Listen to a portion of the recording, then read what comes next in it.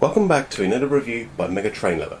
Today we're having a look at my birthday present which I got earlier this week, and you can clearly tell that it's by Hornby, and it is the Belmond British Pullman train pack, which comes with a Class 67 diesel, number 67021, in the Belmond British Pullman livery, and it comes with 3 Pullman coaches, which are the premium Pullman coaches. So these are the ones with the working table lights and all the separately fitted detail and the sprung buffers, you name it. This is very much a premium train pack, and as you can see, the box of it is huge. I mean, my stool, which I put boxes on, normally you can see bits of it. With this one, it is quite a big box. And now the train is not actually in the box. I've taken it out, I've given it a run in, DCC'd the locomotive. One thing I will say, it is stunning.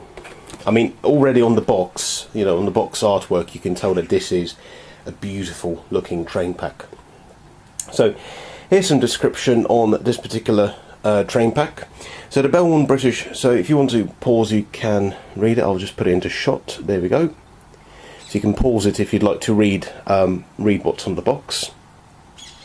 But basically, the Belmond British Pullman is, as you can probably guess, it is a luxury train operated by the Belmond company, who also operate the Orient Express, of course, very, very, very famous train, and also these particular coaches and the 67s are also used for the UK leg of the Orient Express. They are sometimes hauled by steam train, the Pullman coaches, most notably Clan Line. Clan Line is the one which does have a contract with Belmond to haul the British Pullman, but more often than not, they use the 67s. But obviously, it is a very, very nice looking train. Of course, price-wise, being a luxury train, it is pretty expensive, but I'm sure, if you can save up, then I'm pretty sure it is worth the journey. Anyways, let's talk a bit about the locomotive itself, which is the Class 67, bit of history on it. So the Class 67s are a class of 30 diesel locomotives which were built between 1999 and 2000. They were built by Alstom at their works in Valencia in Spain, although the engines and the traction equipment were built in North America by EMD. So they use a very, very similar traction equipment to the Class 66 diesels, but with subtle differences. In fact, they do sound quite different from each other in some regards, but also similar in other aspects. But overall, the traction equipment is quite similar to the Class 66s. The 67s were ordered by EWS to haul the post trains, which were still operated at the time. And so the post trains were hauled mostly by Class 47s in the Res livery, which was the sort of red and black classic Rail Express Services livery. And so the 67s came in to replace them. But no sooner had they replaced the 47s, by 2004 EWS had lost the contract to run the Royal Mail trains, and so after 140 or so years, the travelling post office trains stopped in 2004, which meant that the 67s were now devoid of the work which they were built to do. Thankfully though, they did manage to find use on other trains. They have pulled passenger trains on quite a number of occasions, charters, but also some regular services as well. I think the only regularly scheduled train they haul at the moment, passenger train, is the Gerald, which is the premier Transport for Wales service from Cardiff to Holyhead. They have hauled trains such as the Chiltern mainline trains, the ones that run from Marylebone to Birmingham. Although on those services they have since been replaced by the 68. But basically they're still quite useful. They're very, very useful on passenger trains because the 67s are actually capable of 125 miles an hour. So, yeah, you wouldn't really think it, but yeah, 67 has 125 mile an hour capability. There are a few of them in storage out of the 30, obviously because they're a bit surplus to requirements at the moment, but the majority of them are still in service. Two of them, numbers 67021, which is the one in the pack, and 67024, both of those are allocated to the Belmond British Pullman.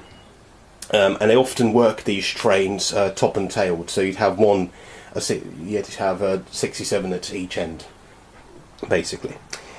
Right, so as mentioned, the train is not in the box.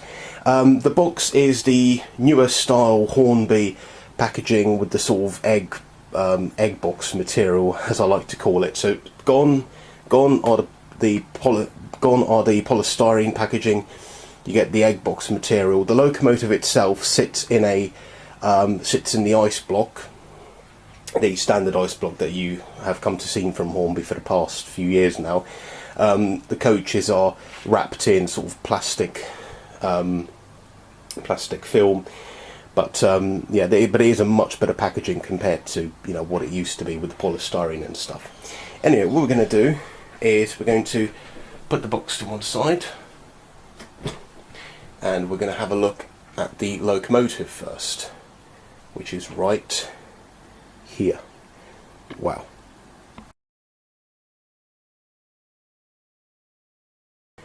Wow.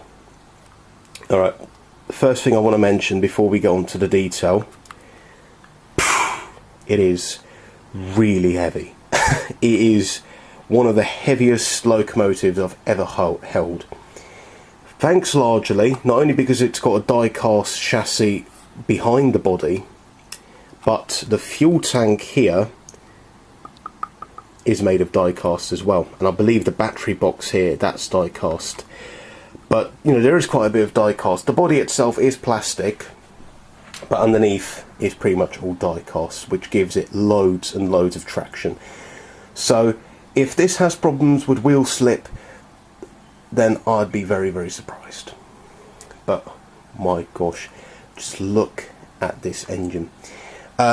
Quick mention I must give to the fact that all of this detail at the front, such as the brake pipes, the snow plough, I think this is the train heating equipment. So this is the wire that connects to another loco for train heating, or the carriages, and then this is the receptacle. All of this is fitted myself, along with the dummy sort of hook there. On the other end, I've fitted a dummy buckeye coupling just there, which is prototypical because when hauling coaches, these would always couple to the coaches using the buckeye coupling. Let's start at the front. I mean, oh my gosh, it is so, I mean the 67s are brilliant looking locos anyway, but this livery, this sort of chocolate and cream livery is just stunning on these engines. Let's start at the front. So you get a very characteristic look of the 67. So as mentioned, all this detail comes in the detail pack, and you fit yourself. But the jumper cables here, which is used for multiple working, those are separately fitted as well. The headlights do work. So you get the white lights when the loco's coming towards you, and when it's going away from you, you get the red tail lights. And underneath the engine, there is a switch here called D and N. So if you put it to D, then the daylights show, which is basically where the second where it's basically the offside light, which is this one here. This one is basic. So basically, the marker lights show at all times, along with this top light here. But when it's in daytime light, this particular light here on the second man side is stronger. But when you put it into night mode, this particular light is stronger to basically better light up the tracks for the driver's side. that's basically how it is. How is the case with every modern British diesel locomotive. You get the DB loco on the front because, of course, despite the fact that these locos run the Belmond British Pullman, they are still owned by DB Schenker. They're just contracted to run the Belmond British Pullman by, obviously, outsourced by DB Schenker, if you know what I mean. You get the separately fitted wipers, and if it does focus, you can see there is a bit of cab detail. Not an awful lot to see because it is a little bit dark, but there is quite a bit of detail in there. Turn to the side. The cab doors do not open, but that's fine because it doesn't really matter, to be honest. It's quite a novel feature which you get on other Hornby diesels, but it's fine. I mean, the overall look of the model really kind of makes up for it. You get the fuel tanks, which, as mentioned, are die cast. They've got all this printing on there, which is really nice. You get the Belmond British Pullman printing there. I love the texturing on the side. That is really nice. I do love this bit of engine detail through the grills here. The bogies as well. They look, just focus. Yep. Oh, gosh, doesn't really want to focus today. Oh well. The bogie detail is really nice. There we go. You get the other end of the model, which is the same as the, well, top wise as the other one, but of course without the extra detail which I've added. Let's go to the other side. So the other side is pretty similar. The roof, however, is really impressive. You get the exhaust pipe, that which does appear to be sort of separately fitted. That is really nice. You get all these hatches, and then this grill here, which is just above the engine. Yeah, that is a really nice touch. It's very nicely textured as well. Yeah, I mean, overall it's just a brilliantly looking train. I mean, sorry, engine, sorry. Yeah, it's a really nice looking engine. Very heavy. And yeah, I mean, not much else to say. Does have sprung buffers, as you can see. They are a little bit on the wonky side, but that's fine. They can easily be sort of straightened out. But yeah, but overall, I mean, it's just a fantastic looking locomotive. We're going to put this down, and we're going to get the first of the 3 Pullman coaches, which is right here. This particular one, I'll just have a look.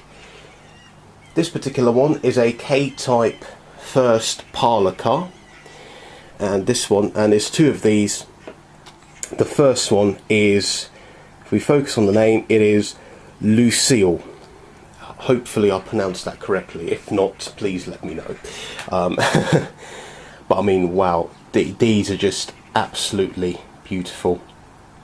Obviously all the table lights, they do light up, which is incredible. You know, the fact that Hornby went into the trouble of fitting bulbs into each of these is just fantastic. Here's the end of the carriages.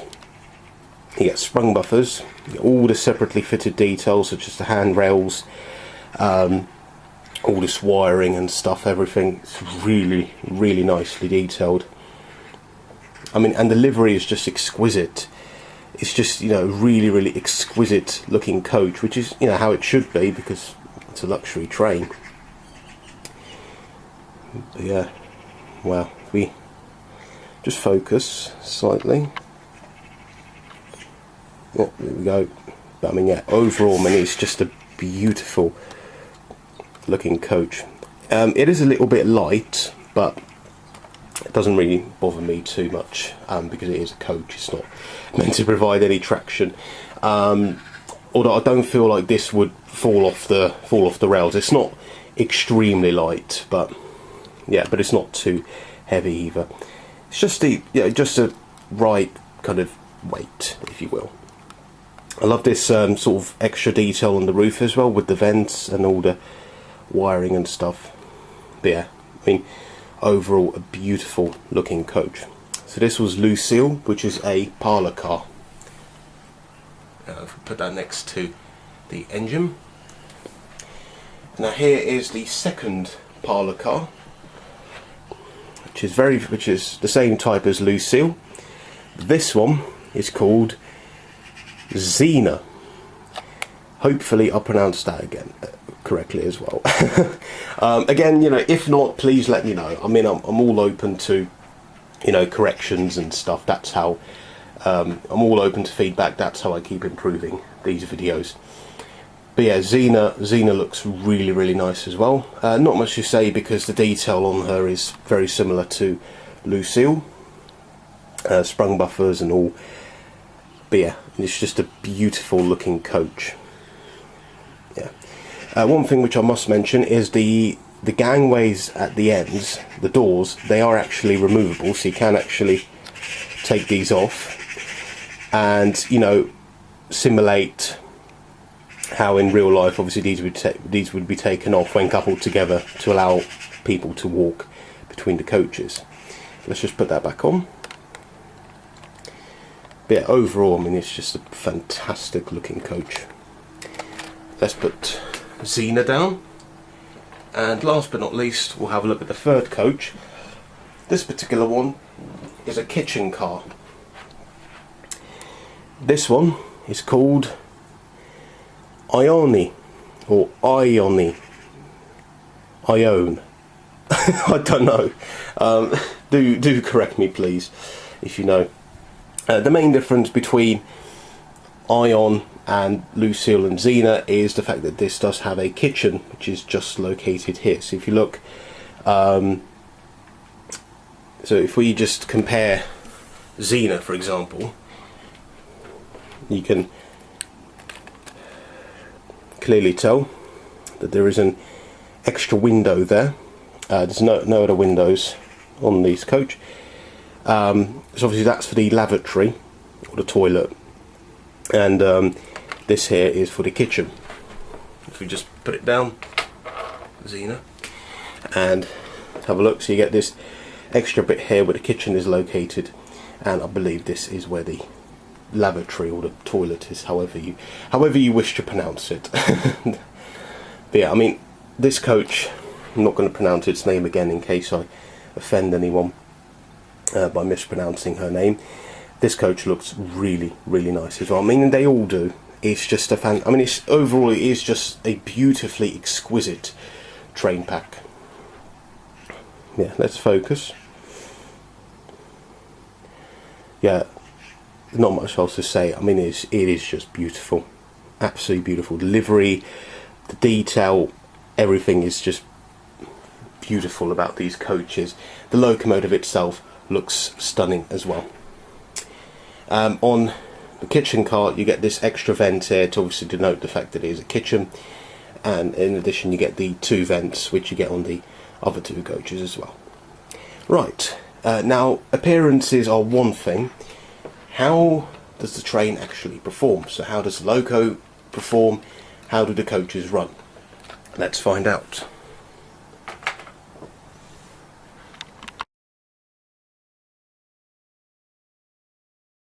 So here we have the Hornby Belmond British Pullman train pack on the track, and first thing we're going to do is turn the lights on the Class 67.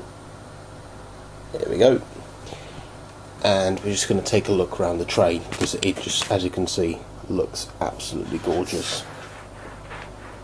So here's the 67 in its Belmond British Pullman livery, and I'm going to have a look at the table lights of the coaches. Go. This is Lucille, and this is Xena, which is the other parlour car, and in the kitchen car, Ion, which is right here. Yeah, absolutely beautiful train pack. Anyways, we're going to apply some throttle to the 67 and watch her go.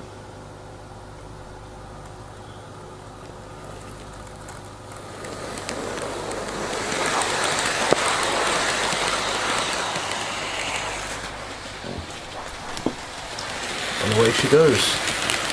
Wow.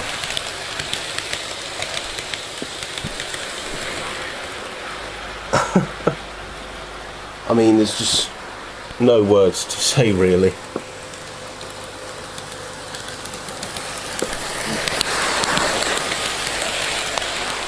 She's running so smoothly.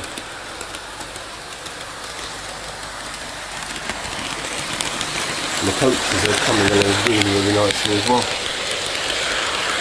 Seems to be very little drag on the coaches, despite the obvious fact that there are pickups for the lights, but yeah, not bad at all.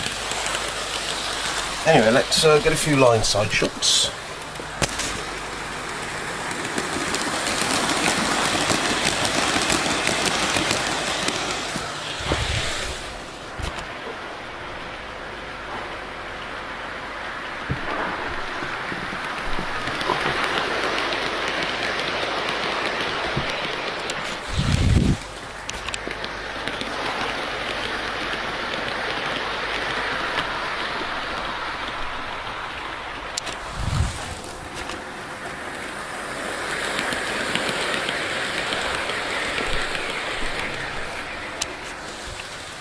So yeah, as you can see, beautiful by appearance, beautiful by performance as well. Really, really impressive. Not the cheapest train pack, but well worth the money. Beautiful.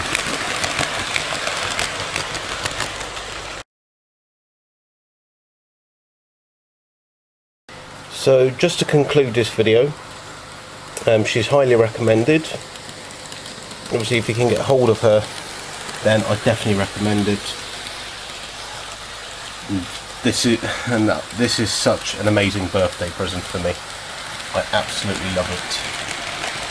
I mean, the overall, appearance of the train, the performance of the locomotive. Yeah, very, very little to fault here. Because yeah, it's just lovely, beautiful, absolutely beautiful, and it goes well with my other 4 Pullmans, which I already have. So it will enable me to make quite a long Pullman train. Yeah. Anyway, thanks very much for watching, and I shall see you in the next video. Goodbye.